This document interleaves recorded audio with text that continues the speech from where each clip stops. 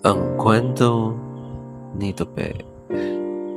Noong unang panahon sa isang maliit na baryo, may isang binatang nangangalang Tupe. Kilala siya bilang masipag, mabait, at laging handang tumulong sa kapwa. Kahit hindi mayaman ang kanilang pamilya, hindi siya nawala ng pag-asa na balang araw ay maaabot niya ang kanyang mga pangarap. Tuwing umaga, maaga siyang gumigising upang tumulong sa bukid ng kanyang ama. Pagkatapos ng trabaho, naglalaan siya ng oras upang mag-aral at matuto ng mga bagong kasanayan.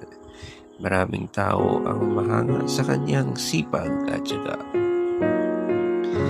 Isang taon, tinamaan ng matinding bagyo ang kanilang baryo.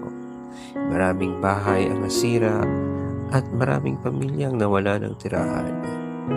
Hindi nagdalawang isip si Tupe na pangunahan ang pagtulong sa mga naapektuhan. Nag-ipon siya ng pagkain, damit at iba pang pangangailangan para sa mga nangangailangan.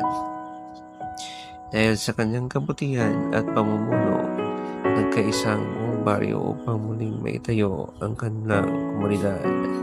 Hindi nagtagal, bumalik ang sigla ng kanilang lugar at mas naging matatag ang samahan ng mga tao.